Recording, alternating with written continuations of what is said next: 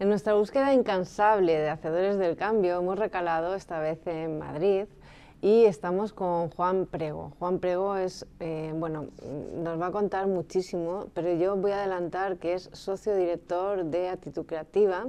Es una consultora líder en el desarrollo de pensamiento creativo, ¿verdad? Y nos va a ilustrar sobre todo lo que es este desarrollo de pensamiento creativo, sobre todas las metodologías que hay en el mercado y todo lo que están haciendo las empresas. Antes que nada, Juan, muchísimas gracias por recibirnos después de 3 intensos días de certificación, ¿no? Sí, muchas gracias Sí. a vosotros también por la oportunidad de compartir lo que tanto nos apasiona y encantados de poder conversar sobre estos temas que nos encantan. Pues Juan, lo primero vamos a hablar de muchas cosas, pero me llamó mucho la atención que eres o fuiste miembro del equipo que revolucionó Internet lanzando la primera publicidad fuera del banner en el 99. Sí. Explícanos en qué consistió esta hazaña. Bueno, a ver, en esta éramos un pequeño equipo tecnológico que pensó que podía haber alguna otra cosa que no fuera un cuadrado, un banner, una imagen estática. Y nos pusimos a pensar qué más se podía hacer. Y se nos ocurrieron ideas buenas. Pero lo interesante es que no solo se tiene que ocurrir una idea buena, sino que luego tienes que tener el empeño para llevarlas a cabo, ¿no? Y luego de mucho trabajar y luego de mucha gente que puso mucho esfuerzo detrás, logramos crear un formato que fue único y que logró que una publicidad por primera vez saliera del banner. Y en ese momento nosotros lo llamamos trabajar, ahora se llama innovar a eso, ¿no? Así que muchos años innovando, en su momento en publicidad y bueno, y ahora ayudando a que otros innoven también. ¿En qué momento pasamos de ese concepto, ¿no?, de trabajar en el desarrollo de diseños publicitarios a innovar? Es un concepto que está muy en boga y que, bueno, innovación es un valor, ¿no? Un valor que buscan todas las empresas, tanto en personas como en organizaciones. ¿En qué momento ocurre se traslada el concepto? Sí, a ver, yo lo vi muy claro. Ya había dejado, después de manejar equipos en Argentina, de haber trabajado con gente de Estados Unidos, he estado en el boom de la burbuja de las .com en Silicon Valley, de haber manejado equipos en China, pues decidí hacer un cambio radical y probar otras cosas y empecé a dar charlas a equipos de temas de liderazgo, liderazgo multicultural, negociación, y me di cuenta que en todas estas disciplinas había algo que no se estaba trabajando, ¿no? Que era la capacidad de generar alternativas, la capacidad de generar ideas, lo que yo llamo creatividad. Y empecé a buscar quién hacía esto aquí en España y no había gente que estuviera dedicada seriamente a este tema. Había gente que tal vez había leído un par de libros y que estaba desarrollando sus cosas, pero no había nada muy profundo. Entonces me fui ahí por el mundo a buscar a los mejores expertos que supe encontrar. Me fui a Estados Unidos y me formé con gente muy buena. Y luego dije, esta es mi pasión, a esto me quiero dedicar el resto de mi vida y aquí estamos, ¿no? 15 años después, sigo dedicado a ayudar a que otros aprendan cuál es el valor que puede aportarles la creatividad y la innovación en su vida. Y ahora por suerte está de moda, significa que esto en lo que hace muchos años cuando nadie hablaba de esto creé y en lo que creí, pues ahora muchas más personas creen, ¿no? Y quiero creer que tuve, aunque sea un pequeño rol en que esto tuviera más difusión. Bueno, fuiste creativo, ¿no?, para iniciar este camino de la creatividad. ¿Siempre lo has sido? ¿Siempre has sentido que eras diferente en esto, ¿no? Siempre estabas buscando, indagando, buscando alternativas. ¿Sí? Siempre he sido un poco rebelde. De hecho, la nueva compañía que estoy creando con mi socio Rafa se llama Rebel Talent, porque siempre he sido un poco rebelde y rebelde en el buen sentido de preguntarme el porqué de las cosas, ¿no? Nunca me llevé bien en la escuela con el porque sí. Y creo que la sociedad se ha acostumbrado al porque sí, ¿no? Es que te lo dice tu jefe, te lo dice tal persona, te lo dice y tú lo aceptas. Y creo que tenemos que volver a revelarnos un poquito y empezar a preguntarnos por qué. ¿Por qué tenemos que hacer esto? Y si no hay una buena respuesta, pues hay que empezar a hacer otras cosas. Pero el mal rebelde es el que dice por qué y después no hace nada al respecto y es un porqué de queja, ¿no?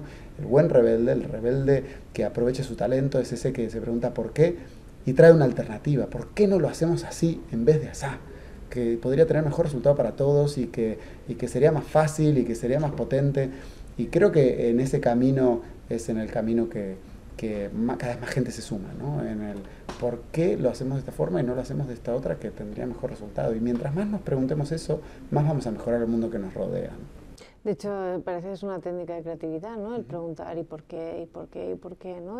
Hasta Sí. encontrar bueno, pues una vía de solución a algún problema, alguna cuestión que te preocupe. Hablabas de que siempre has sido algo rebelde, que en la escuela te negabas a él porque sí, y se habla de que la escuela mata la creatividad. Es decir, en estos entornos actuales que tenemos se precisan, el Foro Económico Mundial dice que, ya lo iba diciendo ya mucho tiempo, pero que una de las competencias más valoradas es la creatividad. Está siempre ahí en el top 10. Se nos exige de adultos y sin embargo en nuestro desarrollo formativo, educacional, la creatividad parece que ni se trabaja ni se espera que se trabaje. ¿Qué opinas de esto? Las escuelas matan la creatividad, ¿no? Ya en 2016 produje el documental Un día de innovación, donde expertos educativos contaban esto. Matan la creatividad porque en el momento en que le dices al niño qué hacer exactamente, qué no hacer exactamente, cómo hacerlo exactamente, qué espacio tiene para hacer algo diferente. Y si cada vez que hace algo diferente lo tachamos con el boli rojo y decimos así no se hace como te estoy diciendo que se haga.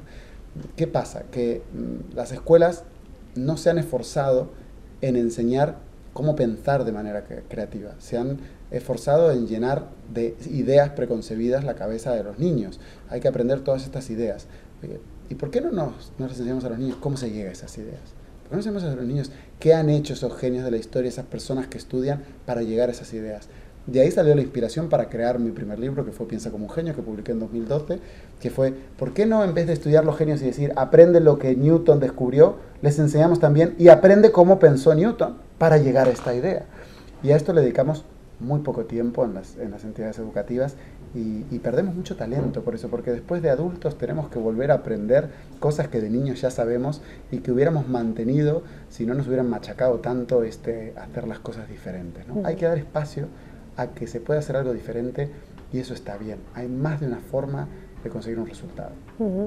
¿Y somos recuperables los adultos? Quiero decir, después de tanto machaque, tanto este camino y no el otro, ¿de qué manera, porque tú trabajas precisamente en esto, de qué manera sacas lo mejor de cada persona para que se pueda abrir y explorar su camino creativo?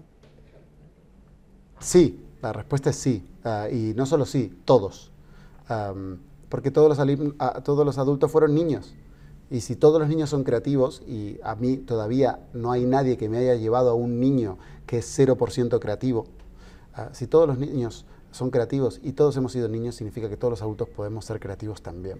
Y yo he visto transformaciones enormes en adultos que pensaban que no eran creativos, y yo estoy seguro que esto lo está escuchando mucha gente que piensa yo no soy creativo, eso no es para mí, yo no se me ocurren ideas, y lo sé porque yo he estado ahí. Yo siempre he sido rebelde, pero no siempre tuve ideas y no siempre tuve buenas ideas, y hubo un momento donde yo pensé que no era creativo y que lo mejor que podía hacer era tener un empleo, que me dijeran qué decir, que me dijeran qué hacer y repetir, ¿no?, lo que otros habían hecho. Y tuve la suerte de ver que había más alternativas, y creo que cuando las personas se dan cuenta de que esto está al alcance de todos, no solo pueden alcanzar más cosas a nivel profesional, es que su vida cambia. Eres experto, como hemos comentado, en el desarrollo de múltiples metodologías creativas. ¿Cuál es la de todas? Porque podemos hablar de metodologías ágiles, vamos a hablar también de ProPlay. De todas las metodologías, ¿cuál crees tú que es la idónea para que una persona que está bloqueada, que crea esto no es para mí, que de alguna manera se pueda iniciar en este camino y luego pueda ir superando pues pasitos, ¿no?, dando pasitos? Me llevó muchos años desarrollar lo que yo llamo el proceso avanzado de solución creativa de problemas.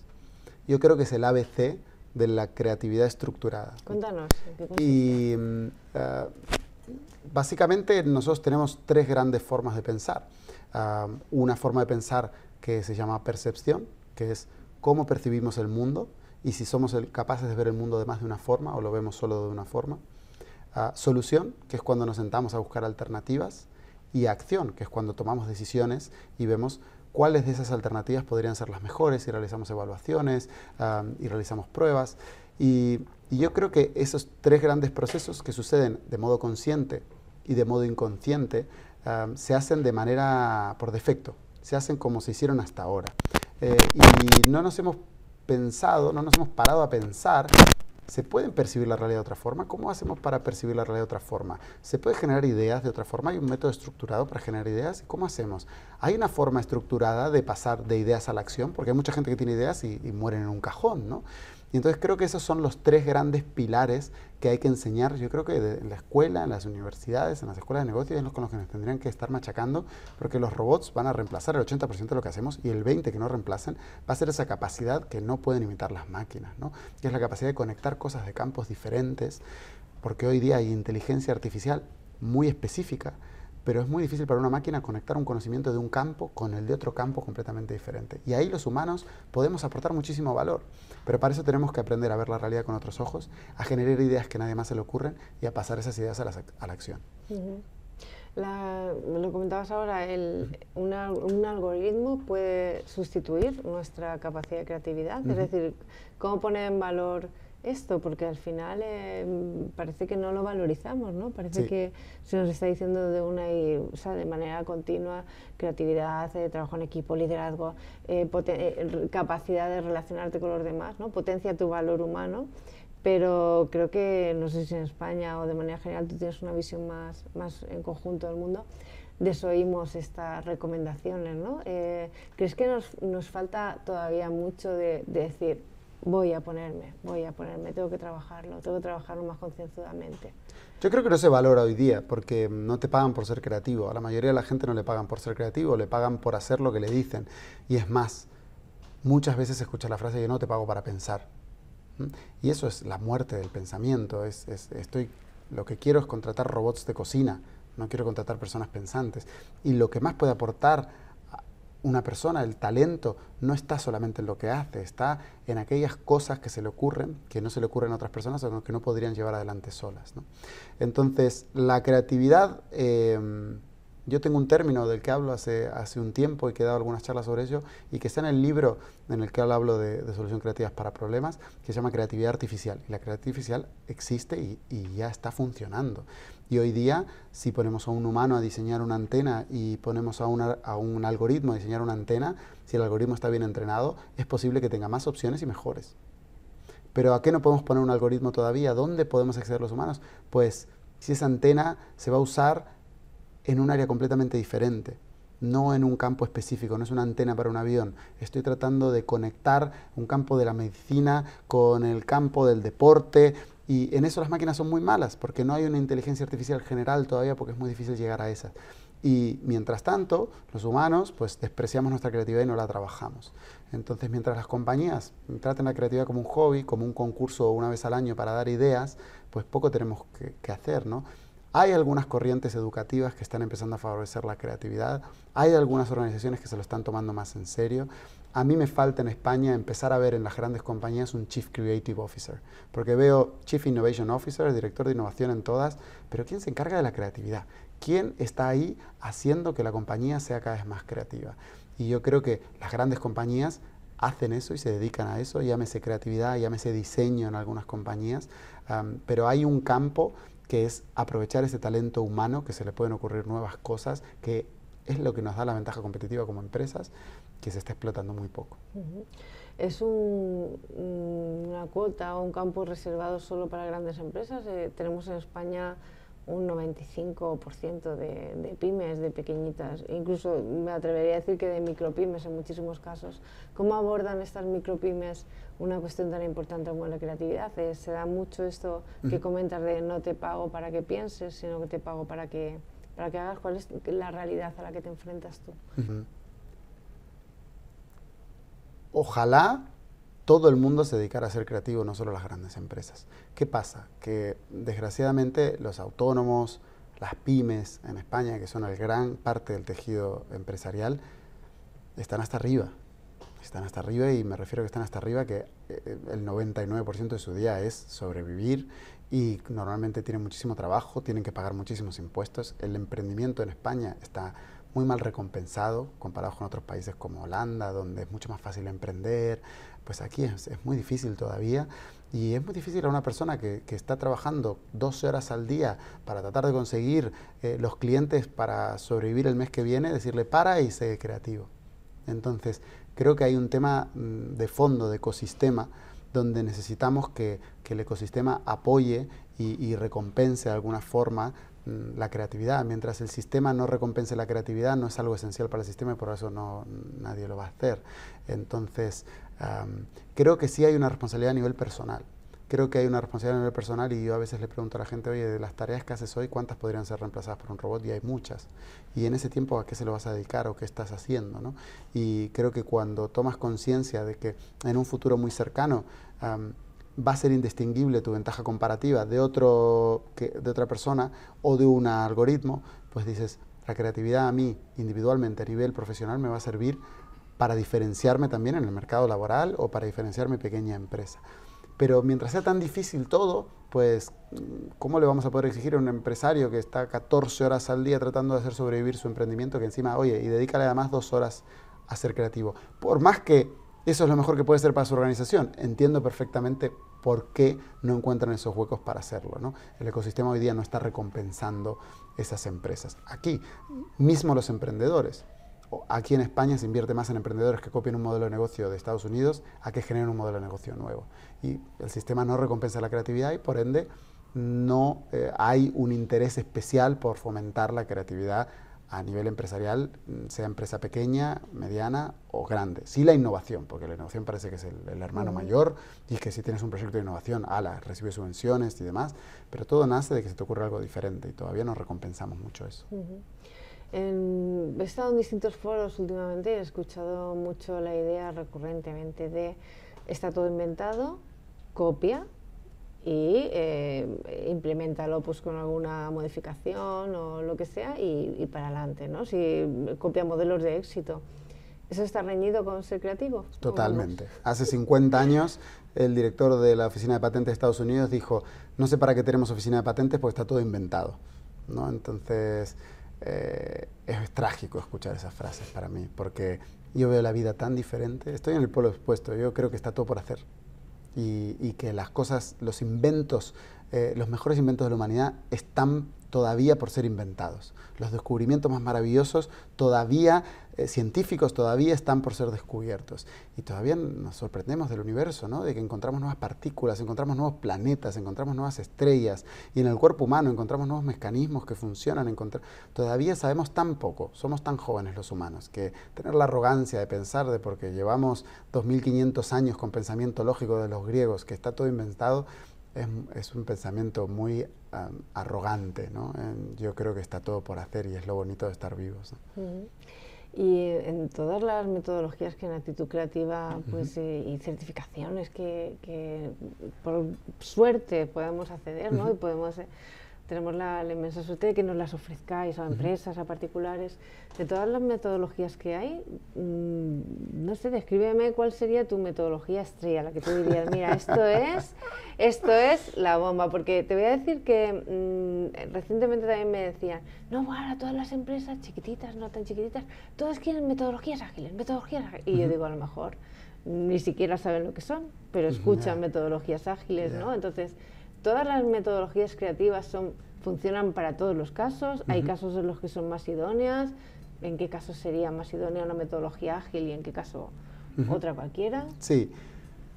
Si hubiera una sola metodología que diera respuesta a todo, nos enseñarían tantas y nosotros mismos nos enseñaríamos tantas. Entonces, creo que hay un pensamiento un poco mágico de que vamos a hacer un taller de 2 días de agilidad o de design thinking o de lo que sea y que todo va a cambiar, ¿no?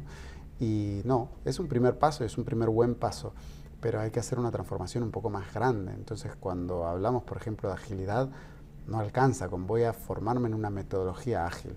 Y después eso lo vas a volver a una organización donde está llena de burocracia, donde las decisiones las toma solo el jefe, donde los comportamientos son estancos y de qué te sirvió ir a 2 días de curso, ¿no? Y lo mismo pasa con cualquier metodología, llámese Design Thinking, llámese Solución Creativa de Problemas, llámese ProPlay. Entonces, a ver, a mí me gusta especialmente el proceso de solución creativa de problemas, porque creo que es el ABC de la creatividad, y creo que si todo el mundo le enseñaran eso desde pequeños, tendríamos muchas más soluciones a los problemas que tenemos, y creo que es una piedra fundamental de la vida. Es que yo no me imagino la vida sin poder encarar problemas de manera creativa y diciendo, oye, las únicas soluciones que tenemos son las que ya han sido inventadas por otros.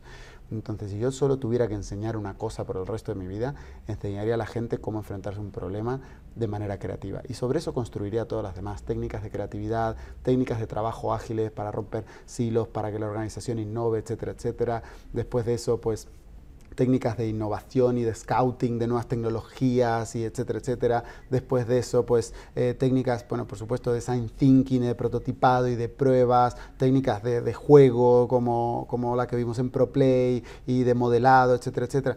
Pero la base de todo eso es entender que tenemos que mirar la vida con ojos nuevos, que tenemos que ser capaces de generar alternativas y que esas alternativas tenemos que tener alguna forma de llevarlas a la acción y que no se queden en un cajón. Y si eso no está, es que estamos empezando la casa por el tejado, ¿no? Porque yo creo que si no podemos cambiar nuestra actitud al momento de ver un reto, entonces cualquier metodología que metamos allí, pues se la va a comer el cocodrilo. Mi libro se llama Cocodrilos contra primates, ¿no? El último. ¿Por qué? Porque nuestro cocodrilo interno se va a comer cualquiera de estas metodologías. Y esto lo ves en empresas grandes que se gastan miles de dólares en aprender una metodología que después nadie usa. Nadie usa porque hay un problema de fondo en que no se está trabajando. Entonces, a mí me parece que cuando queremos innovar, las empresas se han dado cuenta que tienen que ser más rápidas, porque gastan un montón de dinero en tener un proyecto y después gastan 8 meses en lanzarlo, y cuando lo lanzaron ya es tarde. Entonces dijeron, oye, tenemos que ser más ágiles porque no podemos tardar 8 meses en lanzar un proyecto que nos ha costado tanto desarrollar y que hubiera sido el primero en el mercado. Genial. Muy bien, pues vamos a trabajar con metodologías ágiles. Genial. ¿Y qué hacemos? Mantenemos todo como está y hacemos un curso. Eso no puede ser, porque hay algo que está impidiendo que trabajemos así hoy. Entonces, ¿estás dispuesto a hacer los cambios que requiere esta nueva forma de trabajar? Si estás dispuesto, entonces apréndelo, y si no estás dispuesto, estás tirando el dinero a la basura. Me ha venido a la cabeza cuando decías que bueno, si implementas una metodología ágil, pero quizás el problema de fondo o las cuestiones que realmente son importantes, la base, no las modificas, pues no tiene ningún sentido, ¿no? Al final no es la pescadilla que se le muerde la cola. Quiero decir, si las empresas no son capaces de mirarse el ombligo y de pensar que quizás no cambiaron o no abordaron primero un problema de base, ¿no? Y después un problema o una cuestión de implementar metodologías ágiles, obviamente las cosas no van a funcionar. Es más fácil quizás decir no vale el tema de la metodología ágil o lo del pensamiento creativo, volvemos a lo de siempre. Sí. ¿Te ha pasado algún caso así? Sí, a ver, voy a ser muy directo con esto. Hay muchas empresas que aprenden innovación en metodologías ágiles porque están de moda y es un tema de maquillaje, ¿no? Es un tema de marketing, de nuestra compañía es innovadora y nuestra compañía es esto, y lo publicamos en todos lados, y hicimos una sesión de design, o hicimos una sesión de agilidad, o tenemos toda la pared llenas de ahora de boards, de whiteboards, ¿no? Con pegatinas y demás.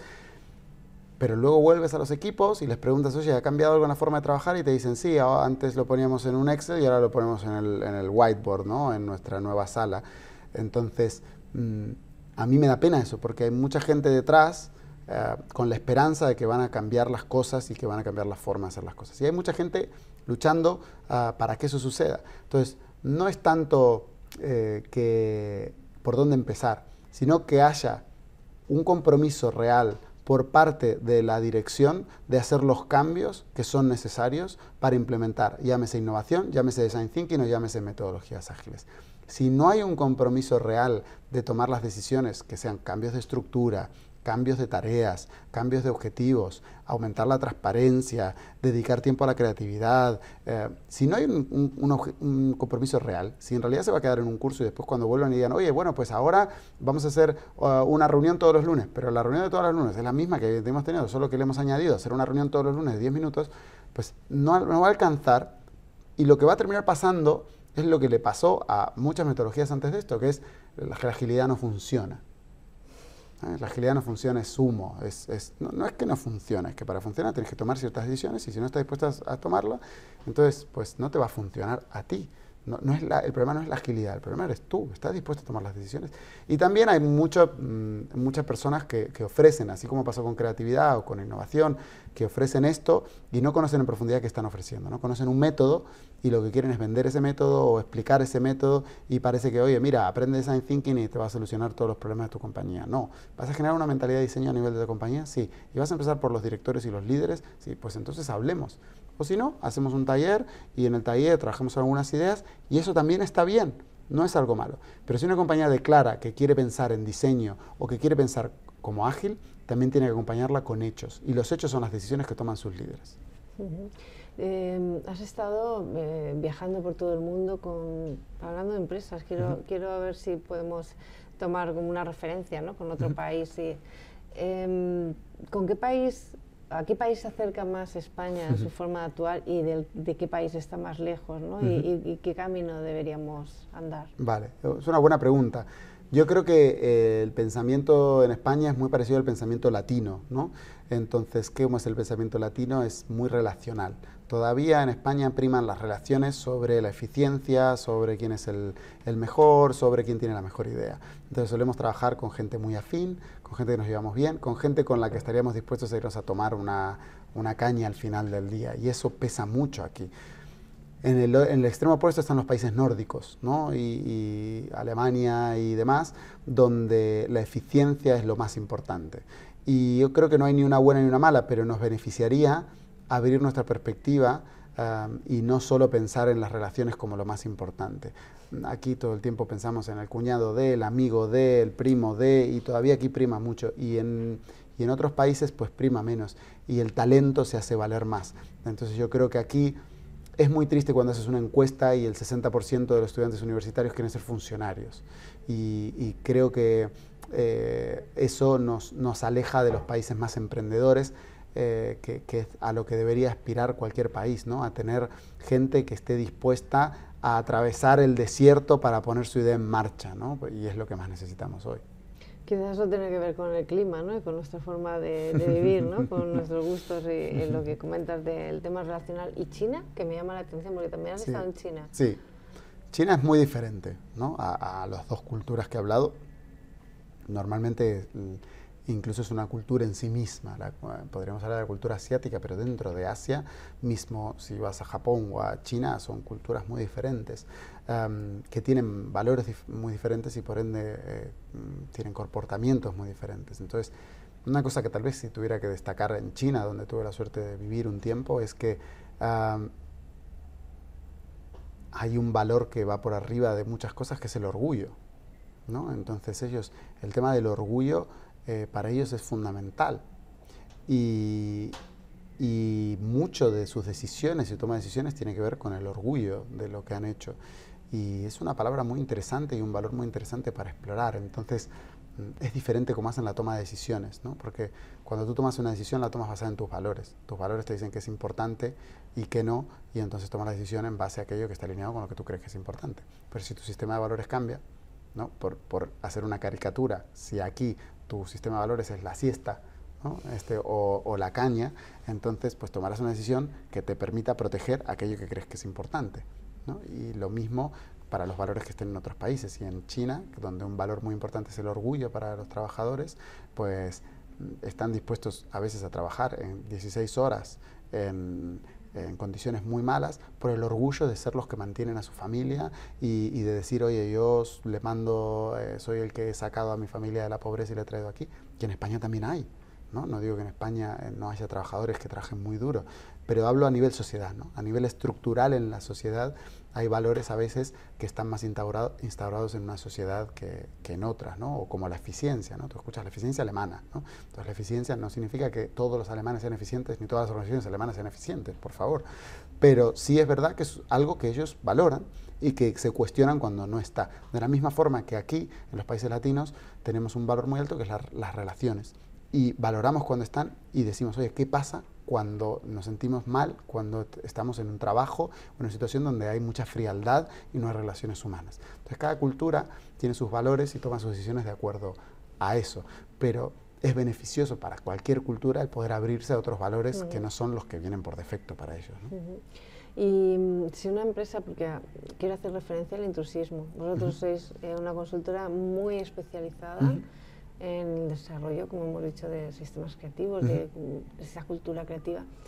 ¿Qué le diríais a una empresa cuando tiene que buscar a una consultora, a una empresa que le ayude a implementar una estrategia creativa o el valor, la competencia de creatividad en sus miembros? ¿Qué le diríais? ¿En qué se tienen que fijar? Me encanta esta pregunta, ¿no? Porque aquí hace unos años todo el mundo se declaró experto en creatividad e innovación, ahora se declaran todos expertos en agilidad. Entonces, para mí hay una pregunta clave que es, ¿qué has hecho tú? ¿No? Porque a mí me preguntan qué he hecho yo para declararme creativo o qué ha hecho mi organización para poder estar enseñando creatividad, y es que me puedo pasar 2 días hablando, por suerte. Entonces, para mí, alguien que va a enseñar creatividad, que va a enseñar agilidad, que va a enseñar innovación, es alguien que tiene que tener ya eso. No digo que para todas las materias o para todas las disciplinas o para todas las habilidades tenga que ser así, pero creo que en creatividad e innovación hace falta que lo hayas vivido y que lo hayas vivido de una vez y que lo demuestres todos los días. Entonces, yo creo que esa es una preguntas simples, ¿no? Cuéntame en el último año qué 3 innovaciones has lanzado al mercado, o cuéntame una innovación que has hecho desde tu compañía que haya sido potente, o cuéntame cómo haces el proceso creativo en tu organización, o cuéntame con estos procesos de agilidad cuál has implementado con tus equipos y cómo te funciona, porque si no, al final siempre somos buenos para predicar hacia afuera, pero si ninguno nos ha aplicado esta medicina, pues si es algo bueno para venderle a un cliente, ¿por qué no lo estás aplicando tú si es tan bueno? Entonces yo preguntaría eso, ¿no? Cuéntame qué estás haciendo tú, en qué estás innovando tú, qué tienes tú de valor diferencial, porque tú me vas a enseñar a mí a tener un valor diferencial, pero no tienes ninguno. Pues cuéntame qué has hecho de diferente. Y si no te puede contar 3 cosas mínimo que ha hecho el último año, pues no, yo diría, bueno, cuéntame el siguiente, que pase el siguiente, ¿no? Pero las compañías hoy le dan esto a un departamento de compras muchas veces, el departamento de compras mira precios y bueno, el currículum es igual, la verdad que el track record, pues todos ponen los mismos loguitos de con quién han trabajado, porque el IBEX 35 son 35 y no hay más, y después miran el precio y dicen, bueno, mejor esta que es más barata, y es una pena que así sea la toma de decisiones hoy. Sí, pero bueno, has dado unos tips muy buenos para saber por dónde tenemos que caminar. Y vamos a centrarnos en la metodología en ProPlay. Hemos estado 3 días contigo, hemos tenido la fortuna de estar 3 días contigo, 3 días intensos, nos ha encantado. Gracias. Y nos gustaría que dieras a conocer a nuestros oyentes porque, o sea, el valor de esta metodología comparada quizás con otras metodologías que la gente podría presumir que son iguales, ¿no? Pero ¿cuál es para ti el valor diferencial de ProPlay? Bueno, ProPlay es algo que nace a partir de que Playmobil decide sacar un kit para profesionales llamado Playmobil Pro, y me empiezan a contactar profesionales para los cuales tengo el orgullo de ser una referencia y preguntarme, oye, este kit, ¿cómo se usa? ¿No? Y que no hubiera ningún instructivo claro de, bueno, hay un kit profesional que da un montón de opciones, pero nadie sabe cuáles son esas opciones. Y la verdad que todos estos años de crear técnicas y herramientas creativas y de utilizar estas técnicas con clientes nos permitieron poner todas esas herramientas juntas en un proceso que llamamos ProPlay. Y tiene muchas cosas únicas, ¿no? Para mí, la clave de ProPlay es que es una metodología basada en el juego y orientada a la acción. Entonces, puedes resolver problemas complejos jugando y terminando con acciones concretas. Y esta actitud de jugar de manera rápida, ágil, porque son juegos a los que se pueden entrar en unos minutos, no necesitas horas, no necesitas mucha preparación, no necesitas formar a la gente nada, de repente trabajas con unas piezas y algo que estaba trabado, que era una conversación que te hubiera llevado 2 horas de discusiones, pues con una técnica en 15 minutos llegas a una solución mucho mejor. Y esto de conectar con el juego, resolver problemas jugando y terminar con acciones concretas es la esencia de nuestra metodología. Esta es la esencia de ProPlay, pero dirías, bueno, esta es mi esencia, el jugar y demás, pero alguien que no esté puesto en esto dice, bueno, Lego, Playmobil, ¿por qué Playmobil? ¿Por qué ProPlay? Sí, yo no creo que sea una opción o, ¿no? Es como aprender, bueno, solución creativa de problemas, design thinking. Perfecto. Oye, tendrías que aprender las dos. De hecho, nosotros enseñamos las dos. Creo que hay suficientes diferencias como para que la gente se beneficie de saber las dos. De hecho, mucha de la gente que ha venido a los talleres de ProPlay es gente que se ha formado en Lego antes, porque ha visto el valor en la diferencia y en la aproximación tan distinta que es ProPlay, ¿no?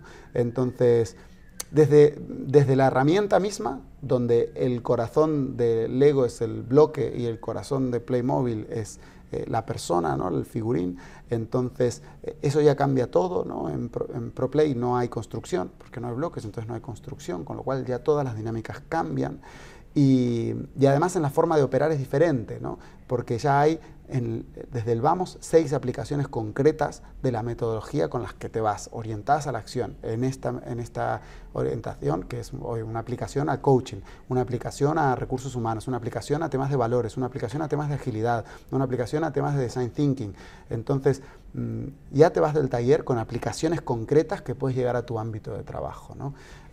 Y creo que eso es lo más bonito de la metodología que tenemos y es complementario a otras metodologías. Yo uso Legos, voy a seguir usando Legos y veo un valor en utilizar Legos, pero creo que hay cosas que puedes hacer con ProPlay y con Playmobil Pro que no puedes hacer con Legos y viceversa.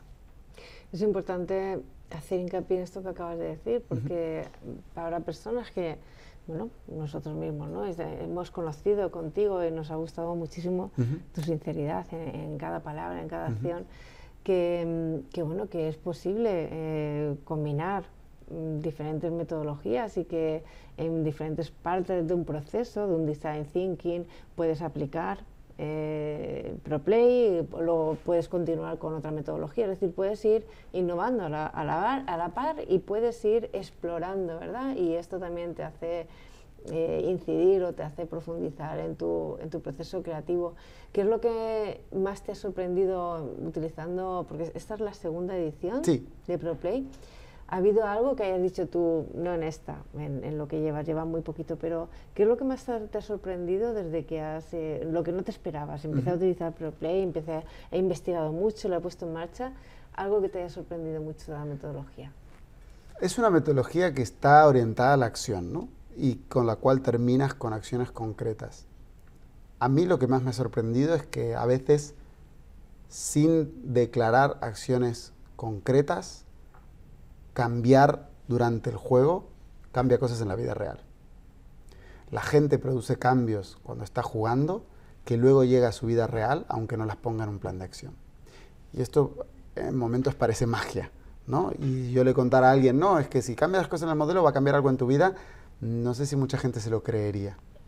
Entonces, a mí eso me ha sorprendido, porque no lo esperaba. Yo soy una persona que tiene una mentalidad, trata de tener una mentalidad lo más científica posible. Entonces me aproximo a los problemas y a las aplicaciones de las herramientas con mucho escepticismo. Vamos a ver si esto funciona o no. Y cuando empezamos a diseñar ProPlay, lo hicimos con esa misma actitud. Vamos a ver si esto aporta más valor que otras cosas o no. Y trabajé con un conjunto de expertos, los cuales probaron las técnicas con clientes en situaciones reales para ver si esto aportaba valor o no.